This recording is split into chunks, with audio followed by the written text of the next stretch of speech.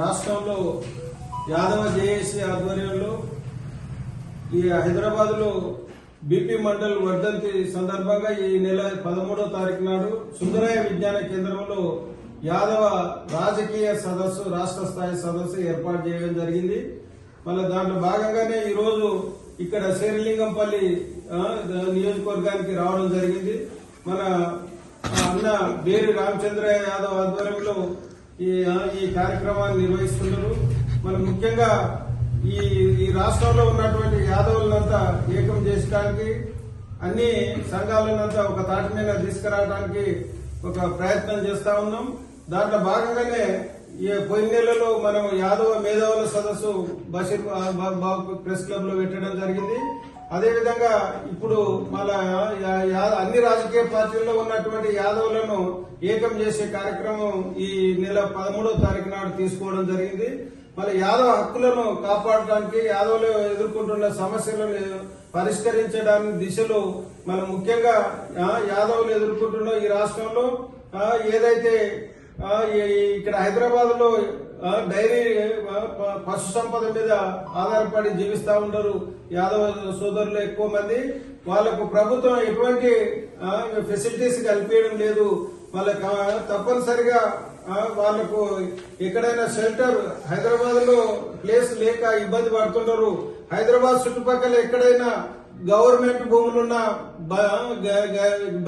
గైరాన్ భూములున్నా పరంపు భూములున్నా ఏమున్నా ప్రభుత్వ భూములను ఉచితంగా ఈ ఏదైతే షెడ్ల నిర్మాణం కోసం అలాట్ చేయాలని రాష్ట్ర ప్రభుత్వానికి డిమాండ్ చేస్తా ఉన్నాం. అదేవిధంగా షెడ్లు నిర్మించుకోవడానికి కూడా నాబార్డు ద్వారా సబ్సిడీ మీద వాళ్లకు నిధులు కేటాయించాలని కూడా ప్రభుత్వాన్ని మేము డిమాండ్ చేస్తా ఉన్నాం. రేవంత్ రెడ్డి గారు మీరు వచ్చిన తర్వాత యాదవులకు ఎటువంటి అభివృద్ధి కార్యక్రమాలు చేయడం లేదు.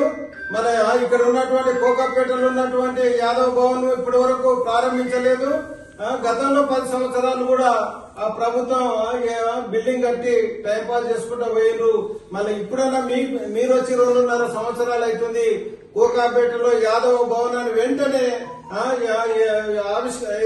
ప్రారంభించి యాదవ పిల్లలకు అక్కడ చదువుకోవడానికి షెల్టర్ కల్పించాలని కూడా ఈ రాష్ట్ర ప్రభుత్వాన్ని మేము డిమాండ్ చేస్తా ఉన్నాం.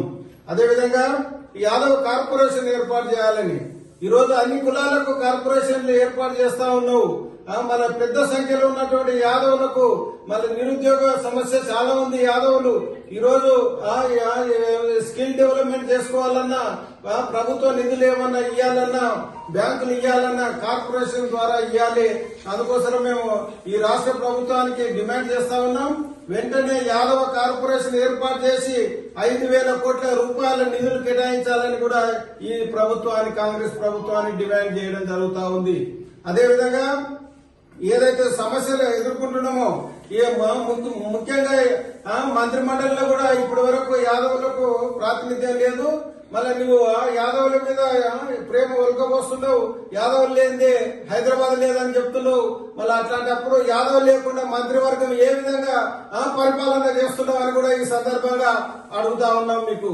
కాబట్టి వెంటనే యాదవులను మంత్రివర్గంలో స్థానం కల్పించి మంత్రిగా చేయాలని కూడా ఈ ప్రభుత్వాన్ని రేవంత్ రెడ్డిని డిమాండ్ చేయడం జరుగుతా ఉంది.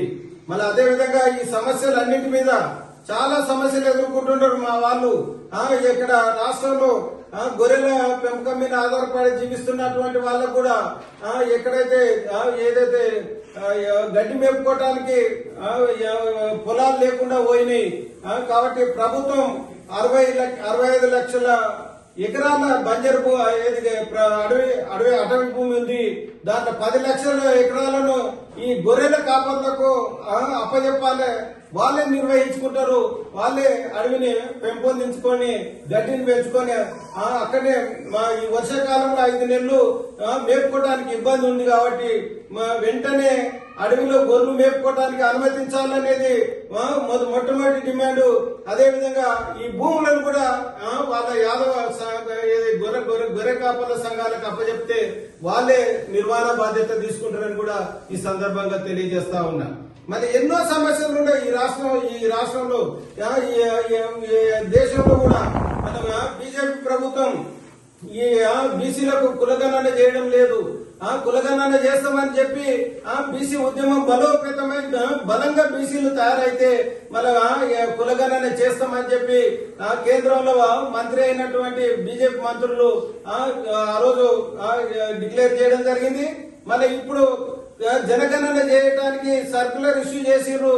దాంట్లో ఎక్కడ కూడా కులగణన అనే అంశమే లేదు. అదే విధంగా మేము డిమాండ్ చేస్తా ఉన్నాం, కులగణన ఖచ్చితంగా చేయాలి.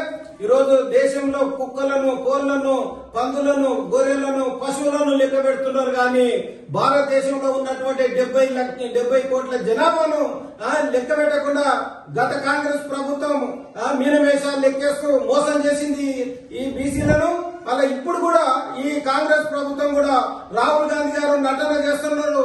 200 మంది ప్రతిపక్ష ఎంపీలను పెట్టుకొని పార్లమెంట్ లో ఎందుకు నువ్వు దిగ్బంధం చేయమని అడుగుతా ఉన్నాం.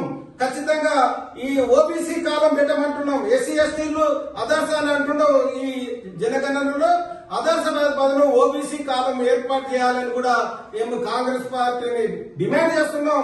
మన చిత్తశుద్ధి ఉంటే రాహుల్ గాంధీ గారు మీరు తప్పనిసరిగా పార్లమెంట్ లో లేవనెత్తి ఎక్కడ కులగణన జనగణన జరగకుండా బీసీలు అడ్డుకుంటామని కూడా ఈ రాష్ట్రంలో, ఈ దేశంలో డిమాండ్ చేస్తా ఉన్నాం. ఈ రోజు బీజేపీ ప్రభుత్వం వచ్చినప్పటి నుంచి యాదవులను అరగదొక్కుతా ఉంది. ఉత్తర భారతదేశంలో అరగదొక్కుతా ఉండవు.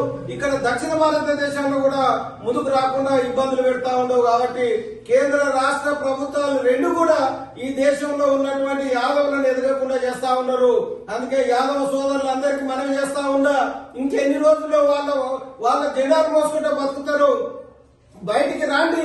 ఉత్తరప్రదేశ్ లో ఏ విధంగా అయితే ములాయం సింగ్ యాదవ్ ఎస్పీ పార్టీ పెట్టుకుని అధికారంలోకి వచ్చిండ్రు, అదేవిధంగా లాలూ ప్రసాద్ యాదవ్ బీహార్ లో ఆర్జేడీ పార్టీ పెట్టుకుని స్వతంత్రంగా రాజ్యాధికారంలోకి ముఖ్యమంత్రి కాగలిగిరు. ఇక్కడ కూడా తెలంగాణలో అదే జరగాలి. ఖచ్చితంగా యాదవ సోదరులందరూ కూడా మీ అందరినీ కూడా కోరుతా ఉన్నాం. ఇంకా ఎన్ని రోజులు బానిసలుగా బతుకుతారు? ఇంకెన్ని రోజుల్లో ఆ జెండాలు మోస్తారు? ప్రత్యామ్నాయంగా ఆలోచన చేయాలి. మన హక్కులను గాన కాపాడలేక ఏ ప్రభుత్వాలు ముందుకు రాకపోతే వాళ్ళను మంట కలపాల్సిన అవసరం ఉందని కూడా మనం చేస్తా ఉన్నాం. మళ్ళీ అదే విధంగా ఎక్కువ మనకు జనాభా నిష్పత్తి ప్రకారంగా మాకు కార్పొరేషన్ చైర్మన్ ఇవ్వాలి. అదేవిధంగా రేపు వచ్చేటువంటి ఏదైతే హైదరాబాద్ ఎన్నికలలో 300 డివిజన్లలో ఖచ్చితంగా మా జనాభా నిష్పత్తి ప్రకారంగా మా యాదవులకు అన్ని పార్టీలు టికెట్లు ఇవ్వాలని కూడా ఈ సందర్భంగా డిమాండ్ చేస్తా ఉన్నాం. కాబట్టి అందరు కూడా మేము మిత్రులను కోరుతా ఉన్నాం. ఇక్కడ ఉన్నటువంటి ఈ రాష్ట్రంలో ఉన్నటువంటి యాదవులందరూ కూడా తప్పనిసరిగా ఈ సదస్సు ద్వారా ఈ ప్రభుత్వాలకు ఒక అల్టిమేటం జారీ చేయాల్సిన అవసరం ఉంది. 13న జరిగేటువంటి యాదవ రాజకీయ సదస్సును దిగ్విజయం చేయాలని కూడా ఈ సందర్భంగా అందరినీ కోరుతా ఉన్నాం.